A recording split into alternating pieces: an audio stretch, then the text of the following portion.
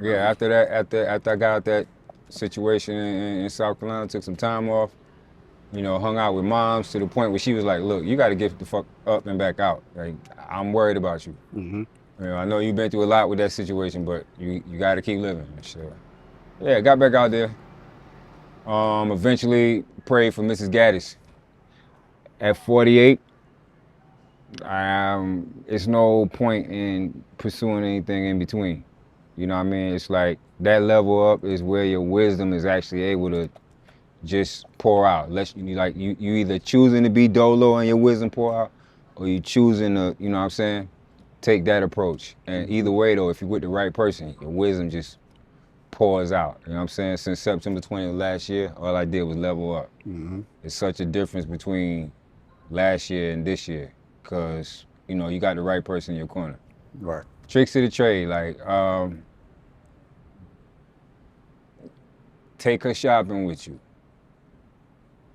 Not so much to spend money, but just to see what the energy is when y'all two are together. Shopping is an objective thing that you can use because um, it's not really about either of you, all right? But at the end of the day, it can become about both of you. The woman I'm married to now, I got this 6mm band on my hand that I hope bitches see from across the street, down the block. I'm gonna ice it when I get ready. Right. All right? But that's because I'm so genuinely fucking happy. I'm at peace. You smell me? Exactly. So, like with that situation, it comes this confidence that you wouldn't normally have. At the end of any, you know, worst day, it's there. You know what I mean? Or regardless how your night go out, when you're hanging out with the fellas, you're in the club setting or some shit, or you're around some other women, you know, you're in control of what happens with you and that woman. Because you got this secure blanket, regardless what happens with you and this woman. Exactly. Yeah. You know what I mean? When you don't have that, if you're not on top of your pimp game like dudes be talking about, eventually you're gonna give in to whatever it is that they want. You know what I mean? Because and if that ain't for you, sometimes you'll still bend because there's nothing there, you know what I'm saying, to offset what you might give into. So, but when there's something there and it's real, it's like, yeah, nah. Yeah. Mm-hmm. I You like know? that. You know what I mean? So that's one way. You take her shopping. Me and her went shopping. Went in a Banana Republic that I float by daily, but I window shop. Had this sweater in there, crushing, $300. I ain't doing that, I'm country. Mm-hmm. I go in there with her. The day I go in there with her is 70% off. I get the sweater for $70 and walk out. The day I go in with her, See? Yeah. I go in there 3-4 times without her. The day I go in there with her, 70% off. Mm-hmm. All right, that's why I say take her shopping, because sometimes it might be you that get hit with the lick, sometimes it's her. You know what I mean? But if you get hit with no lick, that's a good sign that you know, pump your brakes, pace yourself with this person. Because y'all energies ain't blessing y'all situation. Right. And these little things like that are signs that your energy is blessing your situation. You smell me? Yep. Like, there are clues everywhere. We just gotta start paying attention. Yeah. The other way is the barbershop. It's about the last place left. The barbershop. It used to be the car on a date. She flicked the lock when you walk around, once you put her inside. But we got power locks now. It ain't nothing for her to just click and the door open for you. And then sometime in this day and age, they don't even do that. It's not something that you can, you know, use to pay attention anymore. But take her to the barbershop. Perfect place. Last garrison for the heterosexual man. All right? And then even that's being mixed now. Like the other coaches are there with us. Yeah. But it's still the last garrison for the grown ass heterosexual man. Mm-hmm. Sit your lady down in there, or your potential lady down in there. Telltale sign. All right? Their body language is gonna give it away. They can't help it. If they got agendas. If she still got options, you're gonna see that in the barbershop by how she approaches the barbershop. You know what I mean? Yeah. If you spinning around in that chair and you not locking eyes with her, pump your brakes. If you spinning around in that chair and there's somebody right there looking at you going, you might be all right. If the door opens, cling, cling, and this person is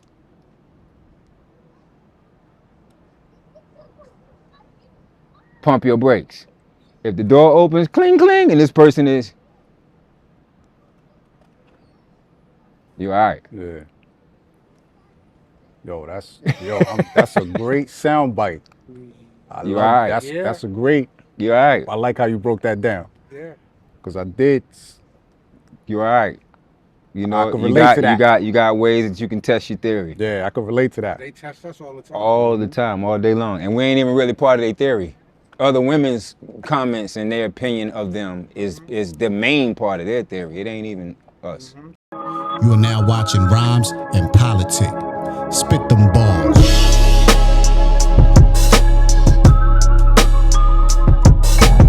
Yo, what up, hip hop junkies? It's your right hand man, Cise, the host of Rhymes and Politics. Thanks for tuning in. We got a dope show for you guys. And this show is sponsored by Sun Apparel.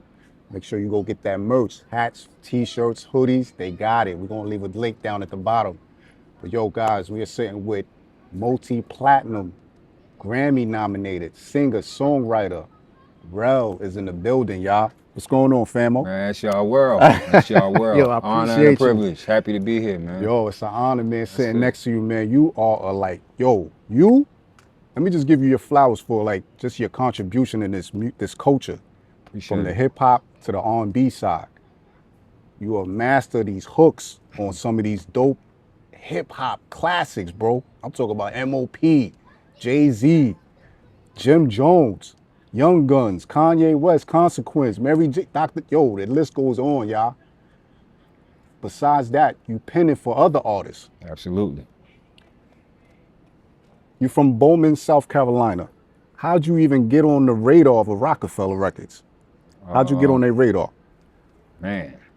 Because you've been like, not to cut you, you've been in New York since 98, 97, 98? Yeah. First time Take in us on that little bit of but, journey and how'd you even get on their radar?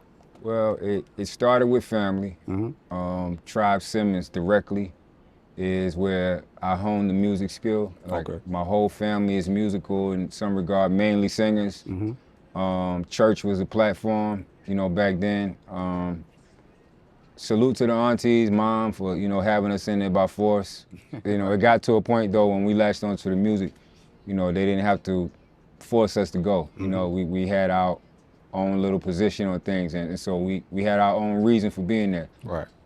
Me, it was to hone, the vocal skill and of course to connect that vocal talent to that spirituality that, resonates as therapy for people. Right. So crash course, the family was where it started. From there it was South Carolina State University. Mm-hmm.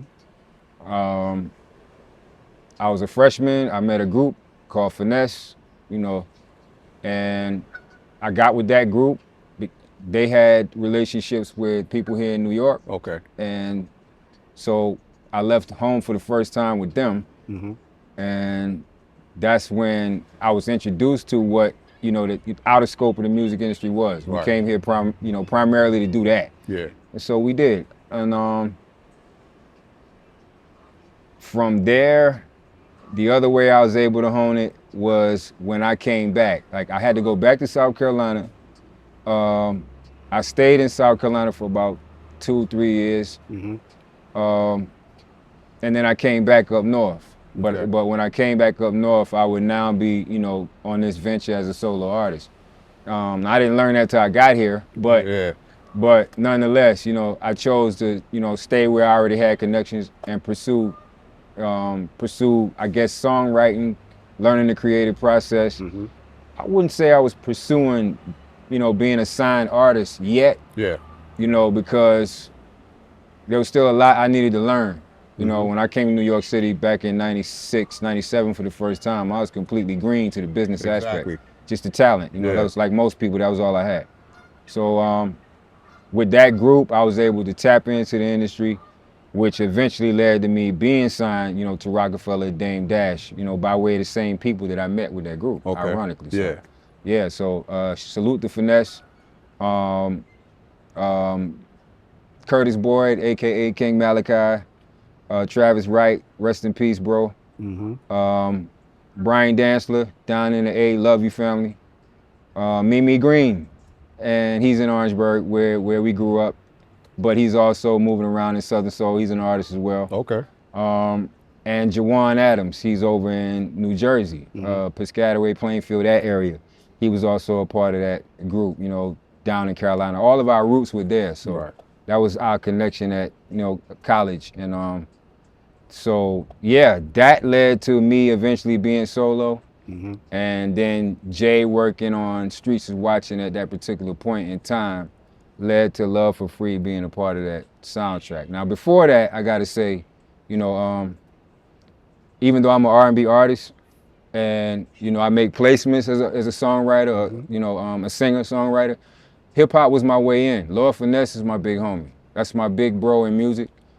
He's the first celebrity, you know, hip-hop artist to me that put me on the chorus on the hook. So with him, that's when everything jumped off. So salute the Digging in the Crates. That's family. The whole Digging in the Crates is family. So so you was around with Big L, Fat Joe? Oh, definitely.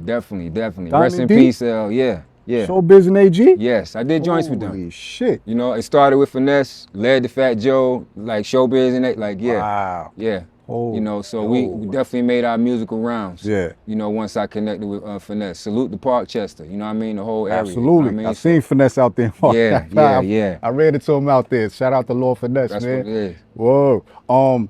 So getting to Rockefeller Records, who handled the business?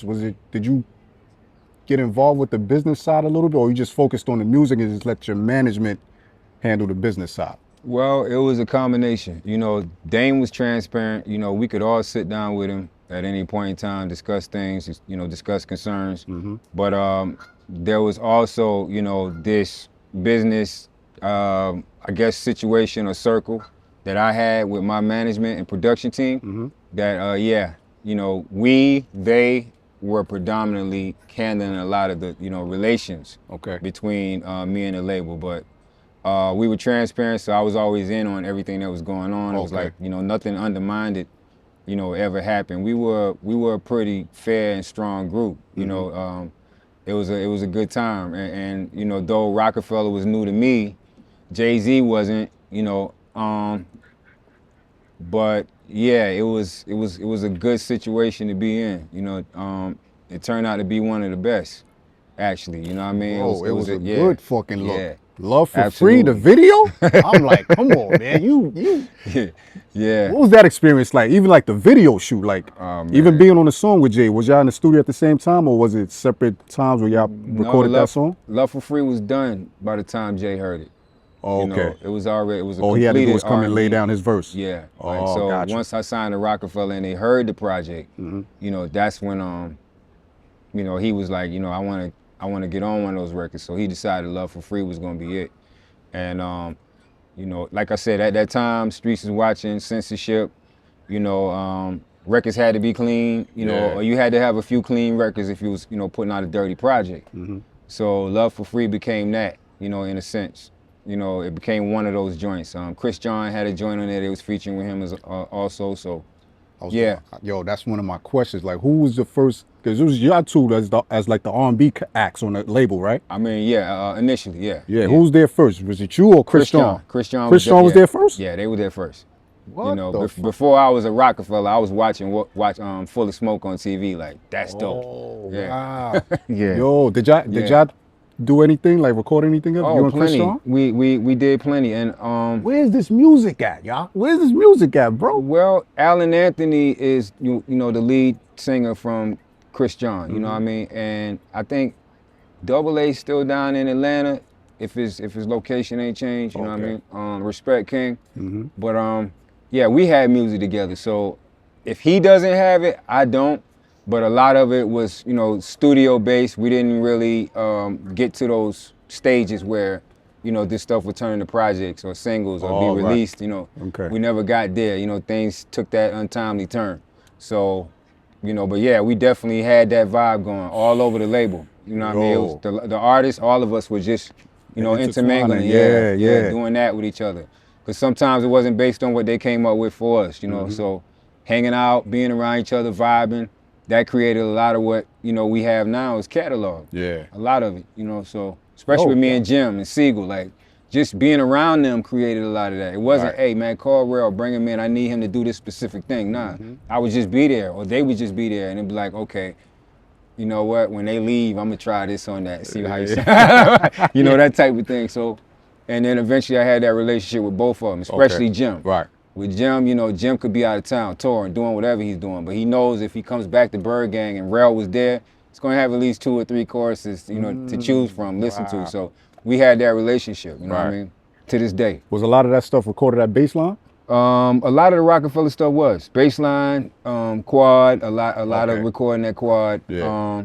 You know, some other side studios, Right Track, I remember well, but mainly quad, baseline, you know, really baseline after, you know, Sony and quad. It was just baseline most of the time, you know, and but then I had other pre-production spots that I worked in specifically for R&B. Right. Yeah, but I spent a lot of time around them, you know, because unbeknownst to a lot of people, like I said, hip hop brought me in. Yeah. You know, I wasn't around, you know, R&B artists or R&B moguls, you know, when I came in.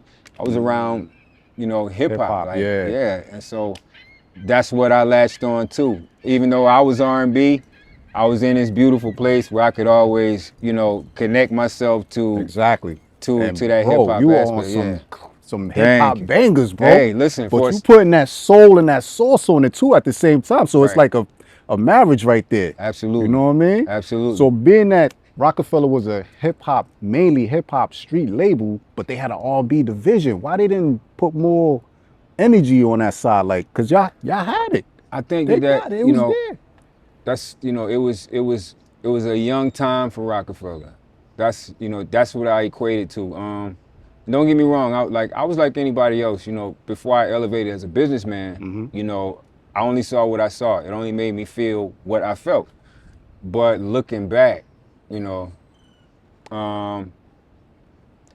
they were a young squad. They were a young situation. Even after, you know, the buzz from Hard Knock Life and all, which, you know, kind of solidified not just Jay, but Rockefeller. Right. You know,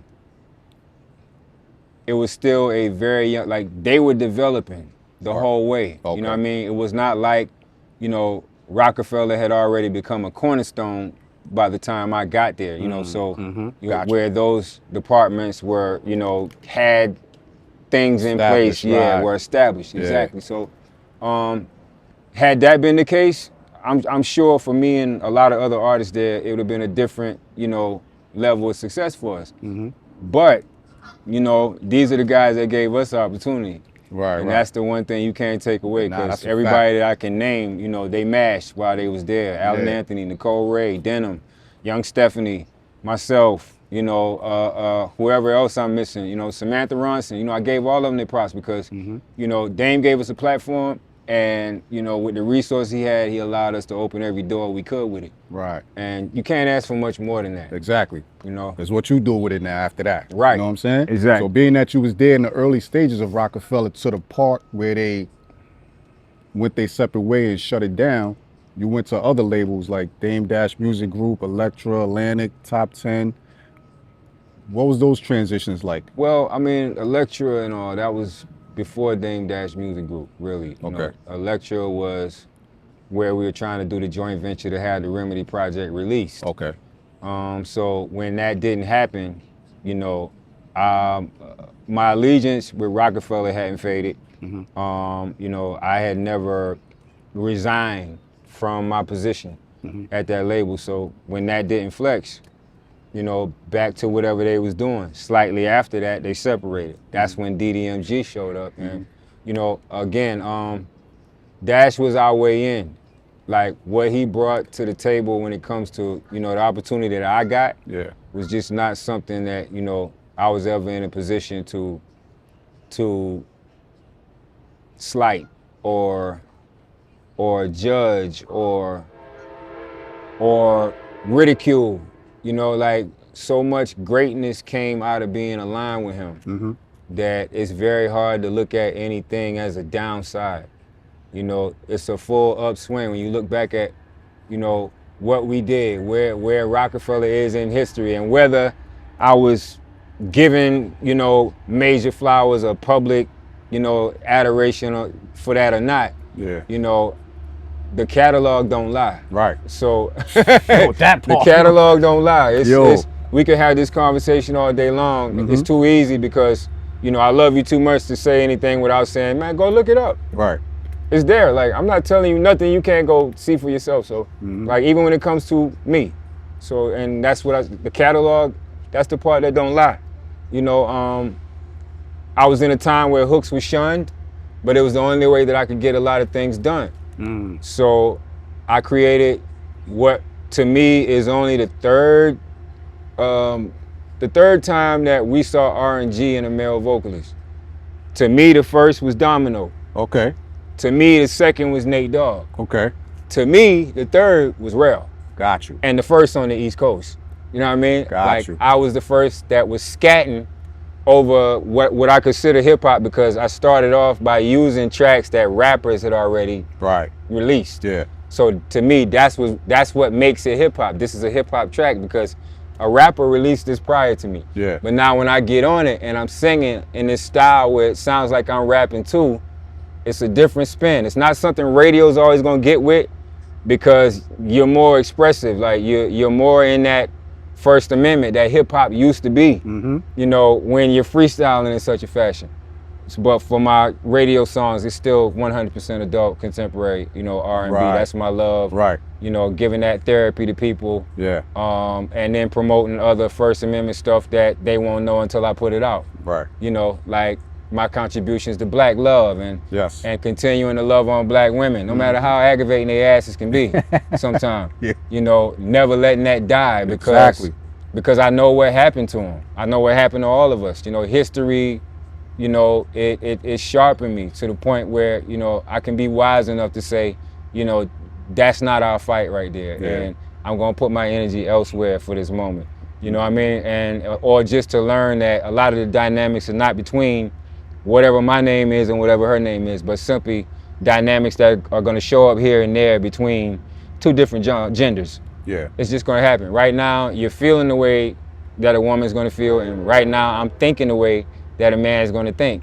And we gotta respect each other's right to do that now, and just agree to disagree, and let that be okay. Yeah. Nobody has to be right all the time, you know what I'm saying? Yeah. Sometimes the righteous thing is not being right or wrong. Just letting it play out and staying cool. So these are the energies that I try and focus on with my music. Got you. You know what I mean? Makes sense now. Thank you for that breakdown. Yes, Absolutely. that's perfect. Absolutely. Yeah, so now let's touch on the Remedy album. This album was supposed to come out through Rockefeller around early 2000s, but you released it this year. Right. Bro, this joint still sound like it's timeless music, bro. From the appreciate production all the way down to the lyrics, to the concepts of the songs that you talk about. Like Cloud 9 is on repeat. Say It Ain't So, is this called Say It Ain't So? Yep. On repeat.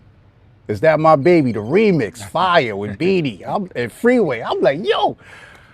Thank you for putting this joint out. Did you get your masters back, or how did this? Well, quiet as kept. You know, Rockefeller was always a team effort kind of thing. You know, yes, everybody had their position, but like I told you, we were transparent. We were always transparent. You know, we tried to deal with each other like men. You know what I mean? If I had flaws, I owned it. If I was late, I owned it. Right. You know what I mean? But you know, just when it came to how we dealt with it, you know, there was no lockdown. This one person has the key to everything. We got to sit down with them. They're disgruntled. Nah, it was just, hey, what's good? What's good? You know, I'm thinking about moving on this. You know what I mean? I got your blessing. And I just did that with producers, writers. The only person that I didn't do it with was, you know, my former team. Because the duration of time had gone by. There was nobody to really holler at. You know what I mean? So it was just me leveling up, putting myself in position as a businessman to do it myself. Because at this point, I'm the only one that's going to care. I already know Dame's view on it. Get it done. Yeah. You know what I mean? I've done all I can do. Like, get it done, bro, if you're going to do it. So it was no need to holler at him. You know, I already knew my former management team's position on it. It was the same. It was like, boy, you still young, you still got it. Like, you know, get back out there. So you know, that's what I did. You know what I mean? And so, like, I'm proud of them, but I'm equally as proud of me because I did take what was given and now turning it into, you know, what I'm going to make it. And it's an exciting time to be a CEO. It's an exciting time to be sitting in the chair and running the show. Yeah. You know what I mean? And delegating myself and salute to my new manager, you know, Mr. J. Okay. You know what I'm saying? For supporting that process. You know what I mean? And just kind of being there in my corner if I did have any questions. And so, you know, salute to my whole team in South Carolina, this new outfit, and just everything that we're doing right now. It's again, it's a beautiful time to, you know, be at the helm. So yeah. Now, did you have to remaster any of those tracks or touch anything up or make any changes, or did you just put it out the way it was back then? It's funny, like before I, you know, attained again my business sense. For a stretch of time, all I wanted to do was reproduce it, you know, because the thing was, like, I was a younger man trying to wear this 3-piece suit that I hadn't quite grown into. Okay. You know, Gotcha. so I came in the music industry with that mentality. It was like I was really offsetting my own youth and my own appeal and my own ability to just, you know, project fun and exuberance because I was so, you know, on that grown man shit. Like, you know what I mean? I couldn't get off that mentality. So yeah, it was I think that now my voice is different. And I am the man that was trying to wear that suit. I've been through all of those things. I've been tried in all those ways, you know, lost my best friend, heart been broke. Like, you know, you got to go through all these things before you can call yourself a man. Like, you know, you got to know what it, you know, means to be one. And, you know, I know life struggles now. I know how I'm viewed by society, regardless what I do. You know, I know that it's just safer for me to manifest that that's probably not going to change. Right. These things are my armor now. They keep me, you know what I mean? Exactly. And I didn't really understand all of that. Even when I was creating the Remedy album, had the feeling, had the lyrics, didn't quite have the carbon footprint yet to speak for all men. Right. Now I do. Exactly, yeah. You know what I'm saying? So, now you see so I do, like, a part of me does, like, kind of look back like, you know, I should have reproduced it because the man I am now and how I sound now, so I'd be trouble. So you saying you didn't touch this? No, like everybody's getting the same version that was supposed to come out all those years ago. I felt that it was only right, you know, to do that because, you know, we had a sampler out there where people were still living with all this time. Right. And it got to the point where they started to chop the sample up and use that as a project. You know what I mean? It's got, this is Electra Entertainment, you know what I'm saying, productions running all, like every 45 seconds, you hearing that through every song. They didn't care. They was playing it like that forever. And it's like, and then, you know, overseas, salute to the UK, Europe, all you guys, I'll see y'all soon. They weren't trying to hear anything else that I do until they got the official version of that. Oh, respect to them. So it's like, oh yeah, they was like, nah, mate, oi, you gotta give us that Remedy, man. We're not feeling that. If this album would have came out back then, you would be on another plateau now, bro. Facts. You know, back then they were my biggest fan base. Yeah. Back then, you know, they were.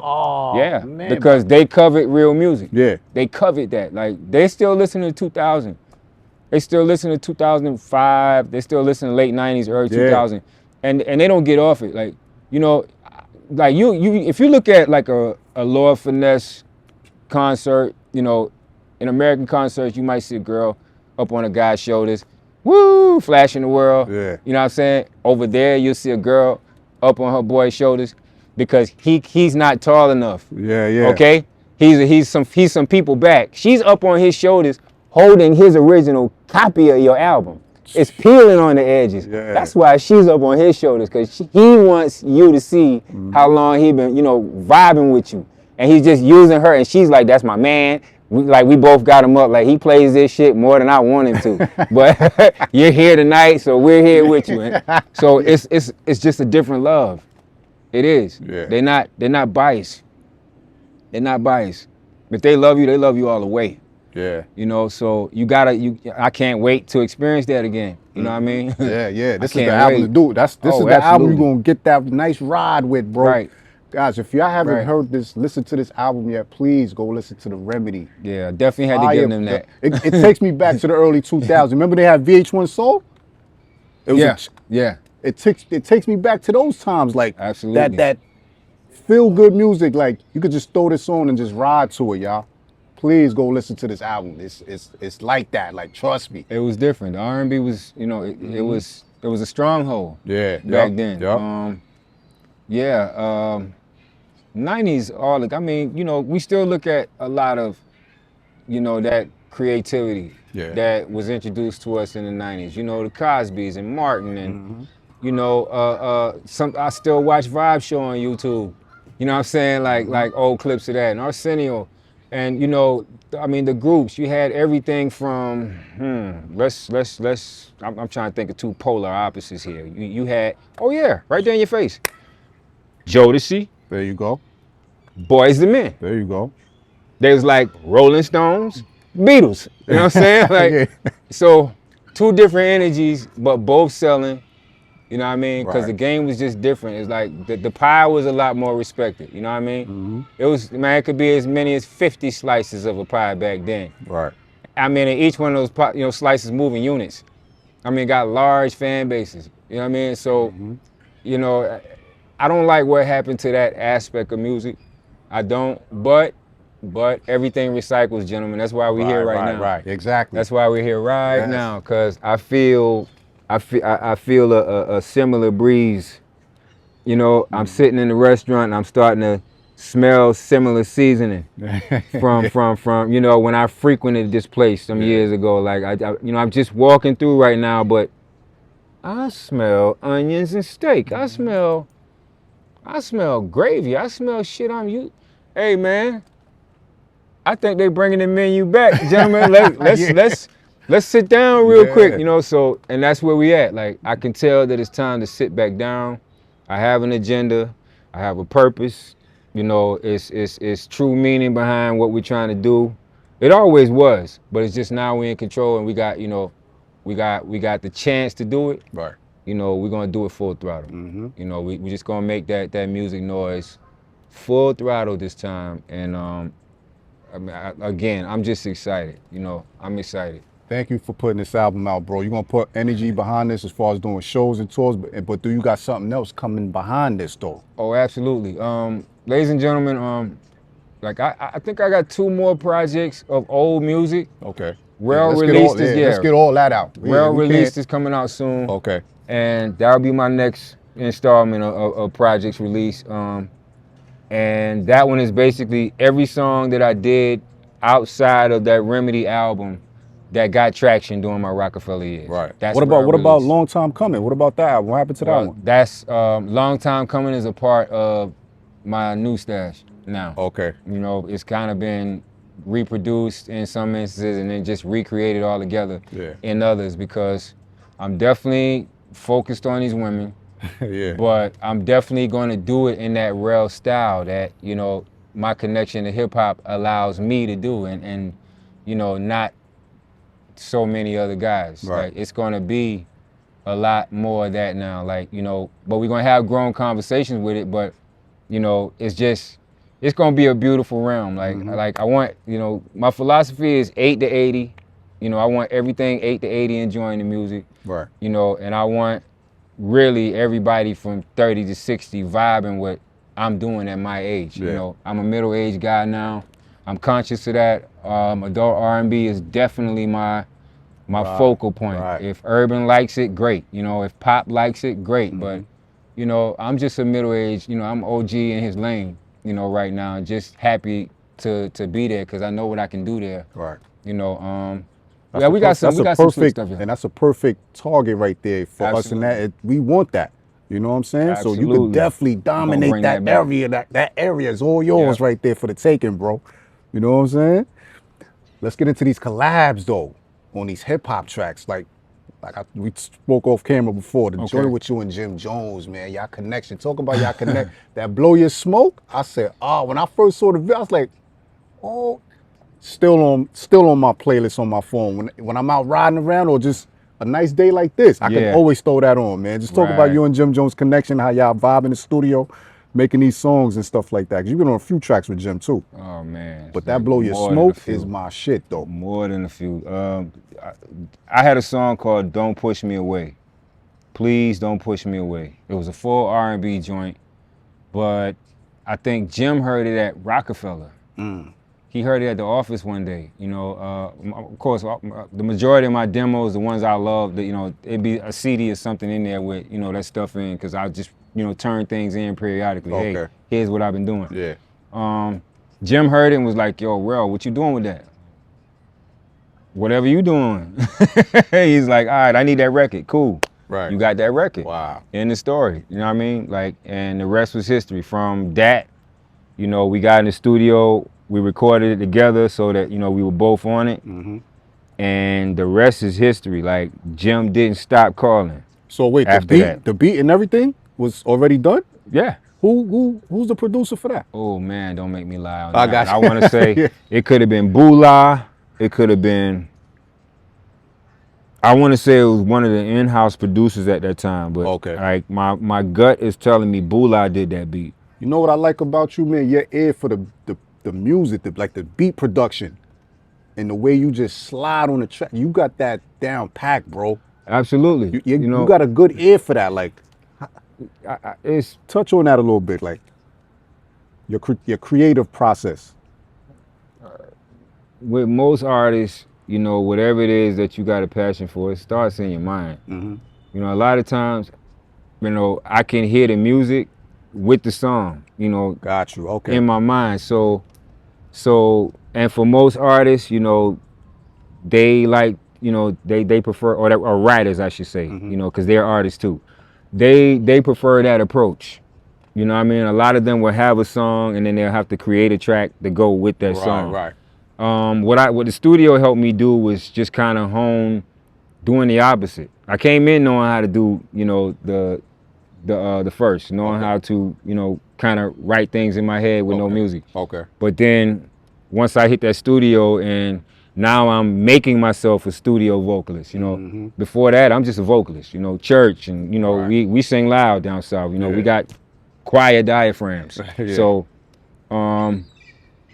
in the studio now I'm learning dynamic, crescendo and progressions and modulations, and listening to Luther and different people who have, you know, who's the master of dynamic control. So, you know, if I can get a third of what he has, I'm good to go in 1998. Right. You know, so, you know, you take on those things and then it puts you in this place where you got so many tricks. You got this bag of tools that you can pull from. You know, I'm not one who suffers from writer's block. I don't suffer from writer's block. Oh, you go. I don't. You a lot there's of no such thing as writer's block to me. Nice. Wow. Yeah, like you a machine. There's no such thing as writer's block. It's like it's just too much to write about. For there to be writer's block. All right, so what? You can't write about what you want to. Get some of that other stuff that you're thinking out of your head, and you'll be surprised what comes to you when you go back to that. You know what I mean? Gotcha. It's like, no, it's too many hit songs. It's just catalog after catalog, label after label, decade after decade. Right. And it's too many ways to approach it.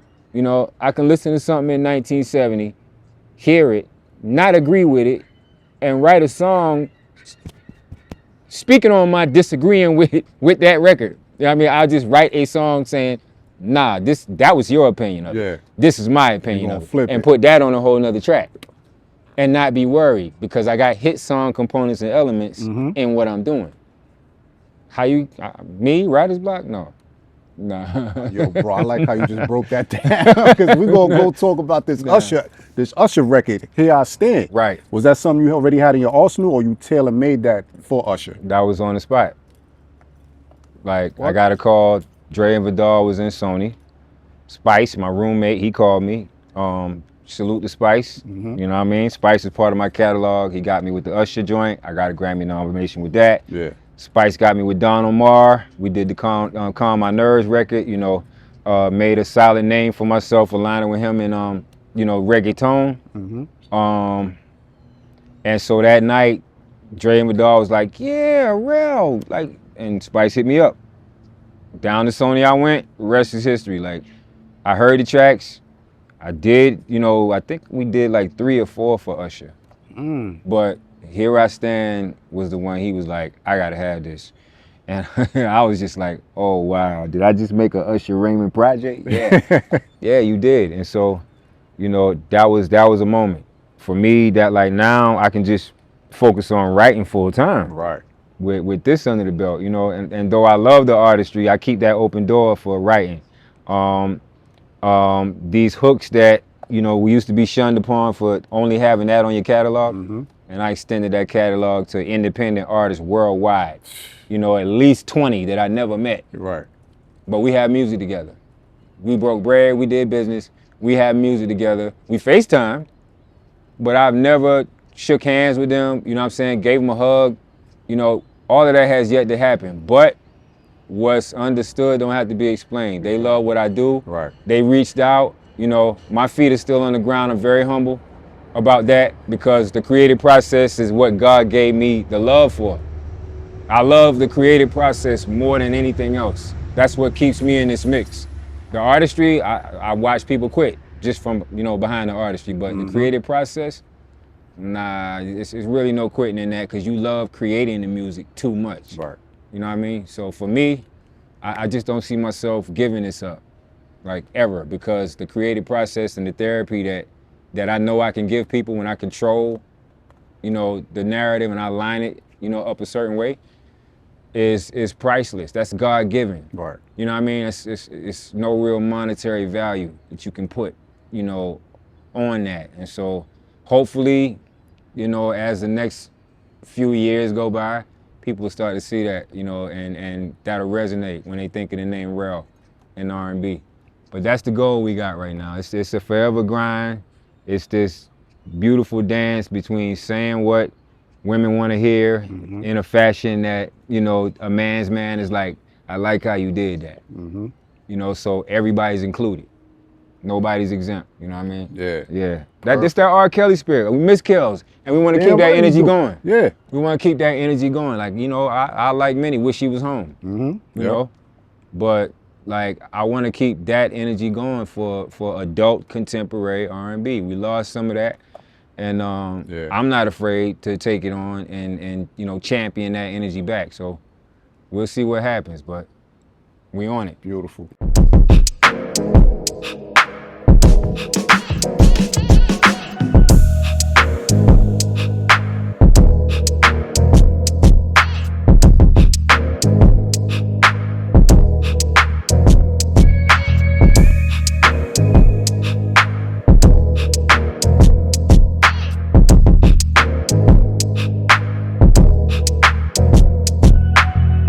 Let's go back to the Cosby Show.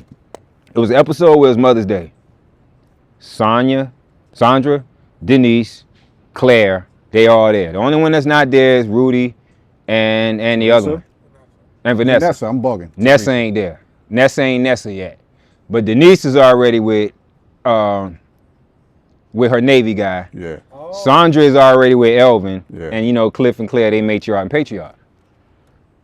They start with Denise, her Navy guy, the last time I was out, I know I told you I couldn't afford to do anything, but that was because I was saving to do this. Oh my God, Martin, that's so beautiful. Da, da, da, da. All right, here comes Elvin's turn. Sonya, I was thinking, blase, but, I figure it's high time. Da, da, da, da.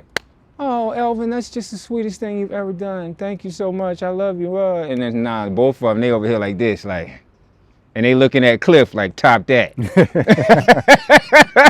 So Cliff goes, I have here something that I know and hope in my heart that would bring the biggest smile to my wife's face. Back when we were in college, one day we were out walking and we went by this dime store and there was this such and such beret in there. And she loved that beret, but I could not afford to get that beret. Well, all these years later, I'm happy, did that Cliff shit to say that I got that beret for my wife. And he just sat it right there in her lap. And Claire's just sitting there listening to his whole story. And she was like, Cliff, I didn't want no beret, okay? Such and such wanted that damn beret with her trifling ass, and I knew she was sweet on you to begin with. Yeah. All right, I did not want that tight ass beret. I wanted a little green funky brick. Oh, clear. Fuck the whole head up. Word. I remember that episode. He told the wrong story to line her up for the right gift. That's crazy, yo. Killed it. Yeah. Killed Yo. it. Told the whole wrong story. Switched the details around just to line her up, shit. to open it up and see that it was the right story, the right gift the whole time. Man, she was about to tear in. She was already tearing into him, and he was just sitting there like, and then looking at him like, oh shit, popping the doghouse, man, popping the dog. Oh shit, she about to run. She about to. Oh man, she about to run his pockets. Like, oh shit. And she got to that. I didn't want no. I wanted this. She said I wanted a. I didn't want. She said, I wanted a green something bracelet, not this tacky Oh, clear. That's how you fuck So, them yeah, up, yo. yeah. More of that. Like the minute you like that's for all of you who say that this is dead. That's for all of you that said that listen, I got 5 million black men, 6 million and some change black women, in the 44 million of us who are healthy. Yeah. That's 11 million of us who are healthy. Okay? It's only 44 million of us. You take away the kids, you take away the senior citizens, you ain't got but 20 million of us left. All right? Throw in another 2 or 3 million that's impaired for good measure. All right? So what's that telling me is that out that sacred 11 million, out that sacred 20 million, 11 million of us are married. Wake up every day, hump it, throw on the fucking hard hat, the uniform, or jump in the company truck and warm it up. 11 million of us, 5 million black men, 6 million black women, 11 million collectively.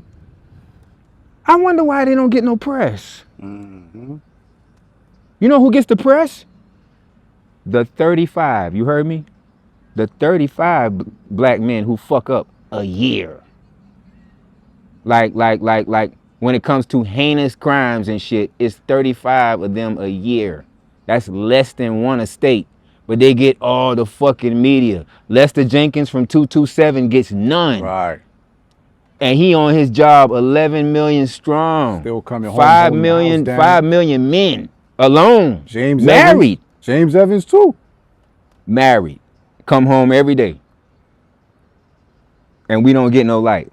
And those are numbers. That's the truth. Like, but when you leave it up to the media and you don't allow your fingertips to point you in the right direction and ask the right questions, you won't know none of this shit. This is the research I do, just in case I have to have these conversations with people. Do you know how many of us are married? I did that research. Right. Did you? I can tell you right now. You know what I mean? Because that's part of these forums, having this kind of information to defend what you're trying to say sometimes. No. Sorry to disappoint you. By the numbers, by fraction, it's more of us married holding it down and bringing it back home every day than you. Yeah. Because it's more of you. So by fraction, it's less of you holding it down than us. That ain't media either. My mom went back to school. She had to sit down in a class at 60 years old with kids who was from all over the world. It was a different time. Right.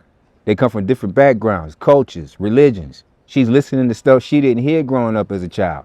And she's forced to manifest it.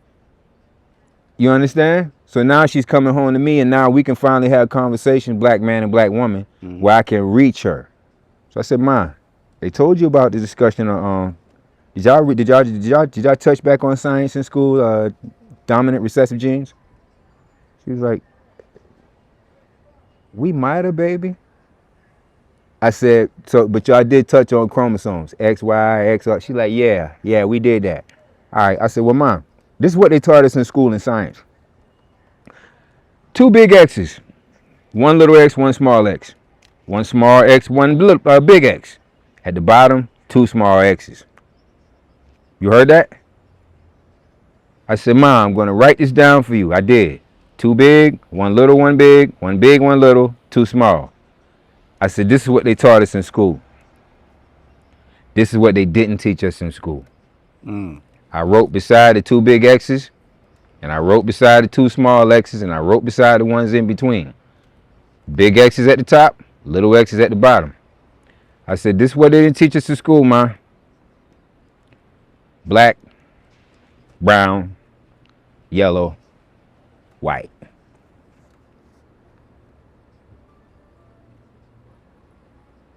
She said, my God. Touched my arm and looked up at me because she was sitting down. I was standing by. She touched my arm, looked at, she said, Jarrell. I said, yeah. That's their biggest problem. They'll let us fight over religion. They'll let us fight over race for the next 10,000 years because that's the fog that keeps the truth from being discussed. The science is the truth. And the science says they're recessive and that we're dominant. That's why they got to stay in suburbans. That's why they got to stay to themselves, even when they love us. That's why they got to not procreate with us. That's the only way to keep their culture. They mix with anything else outside of them, they become that. Yeah. They become that. What they are at their core is lost forever. Okay? You show me a room with 30 white women in it, drunk, and my black ass, and I'm going to show you 30 black kids in 9 months. Right. 30. If she healthy, that's 30 black kids. That's 30 little half niggas waiting to happen. Same with the sisters. Waiting to happen. Like, what you give a fuck if he pursuing her? What's coming out of him pursuing her? More of him or more of her? Yeah. Okay? If she goes Asian, her white kids will have chinky eyes. If she goes light skin, her white kids are going to have a pigmentation. They're going to be purple and red where they would normally be pink. Or brown where they would normally be pink. Brown, it just gets darker. And then once you hit black, like some of your kids might not look like you at all. They're going to look like whatever the blackness is. Yeah. But bro, you like, it's a fine line between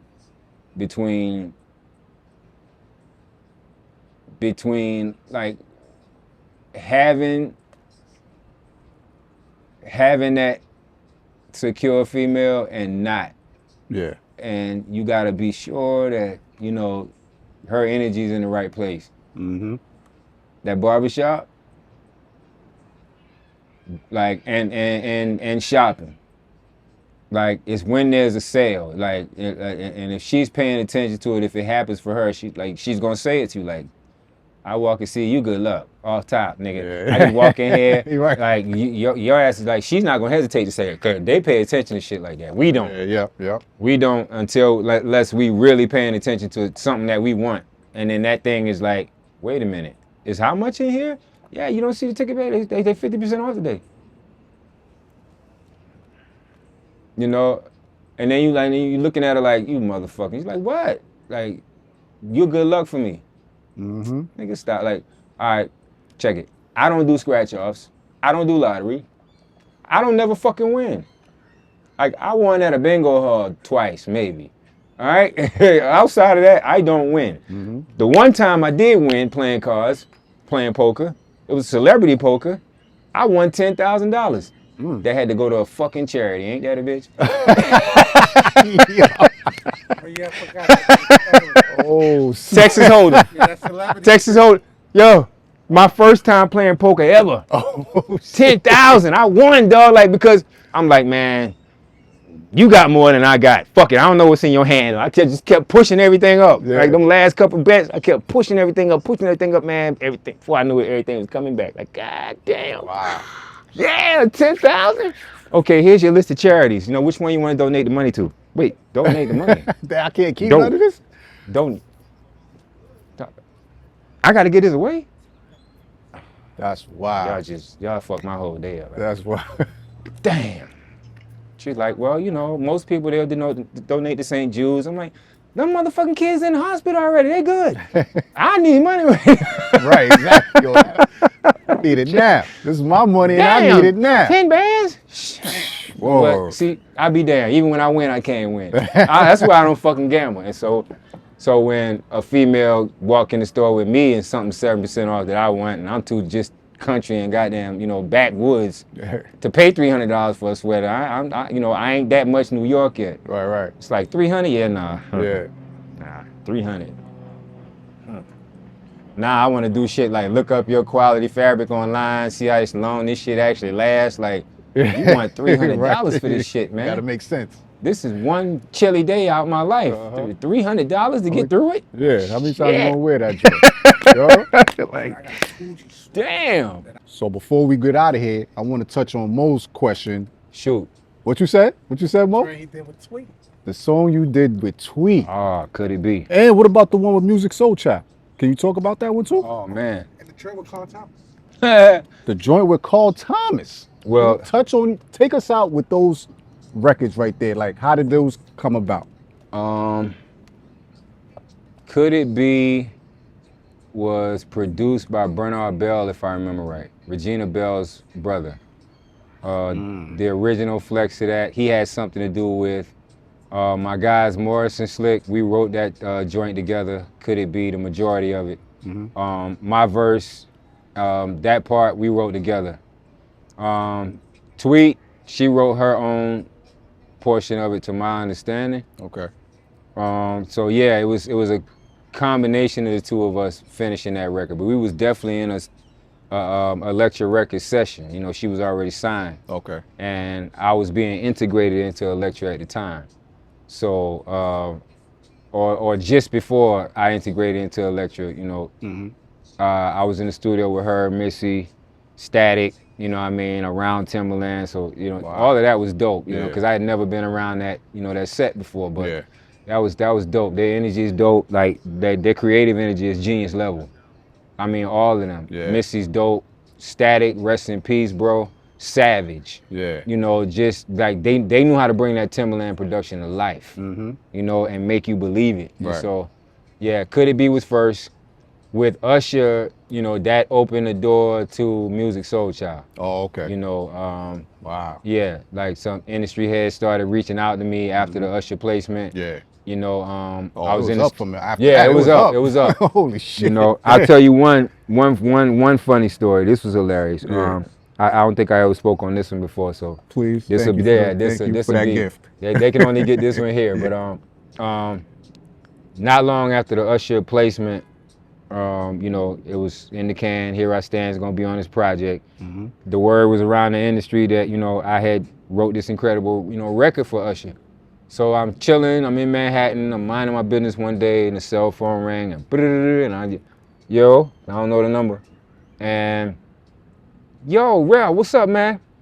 Yeah, yo, man, I heard that record you did for Usher, man. That shit's fire, yo. This Puff, man. I want you to come by Daddy's house.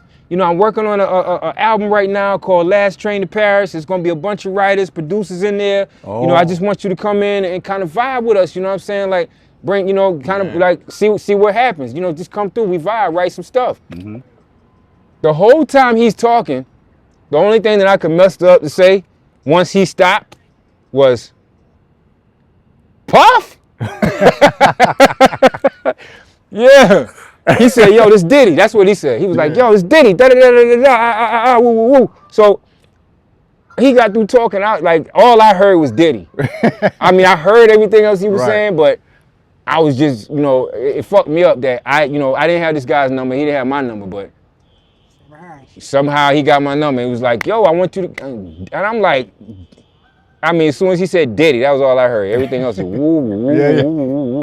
When he stopped talking, I was like, Puff? Yeah, let's go. Like, man. yeah, Diddy, man. Yeah, Puff. Wow. Yeah. So, yeah. Like, It's not too far from us. No, it wasn't.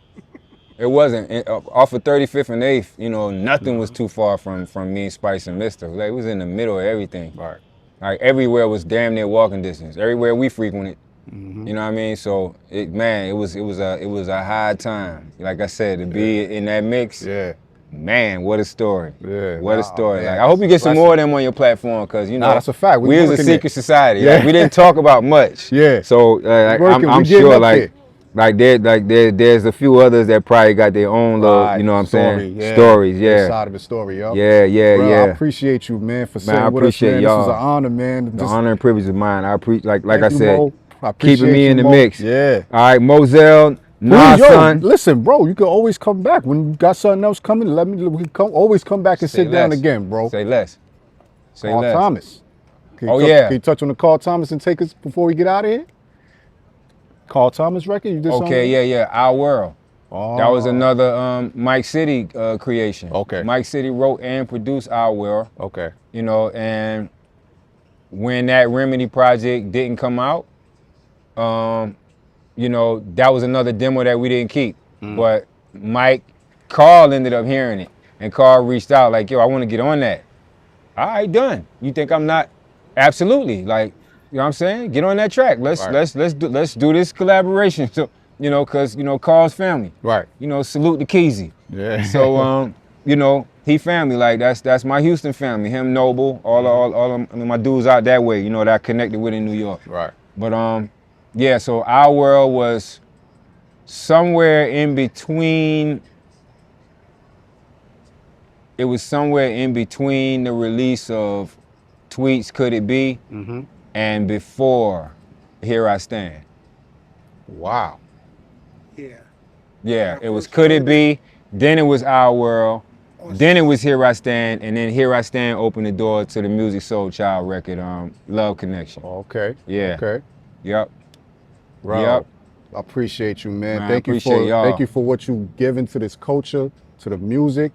Keep delivering this good music. Keep lacing them hooks on them hip hop tracks. Appreciate it. Done deal. Oh, the MOP one, bro. They ask me what I wanna be. Hit us with that, please. 'Cause I had that shit on repeat since yesterday. That beat and that. Shout out to MOP, Billy Dan's little fam. Give us a little bit of that hook, real Man, quick. listen, give us a little bit of that hook. I'm looking for y'all. They ask me what I wanna be when I grow up. I wanna be just what I see, hustler and baller. And oh my goodness, now I gotta listen to it myself. You just took me back. I like, oh Yo, man. fire track. Yeah. Yo, Rell, I thank you, I wasn't brother, ready for that. man. You This put me is on the an spot right honor. there, Yeah, bro. thank you, bro. But yeah, Fame, Billy, man, salute to y'all. I'm actually looking for Fame and Billy right now. I got some business I want Do to some more with kick them, Jim. so. Oh, yo, get with Griselda too. Get on some of them Griselda joints.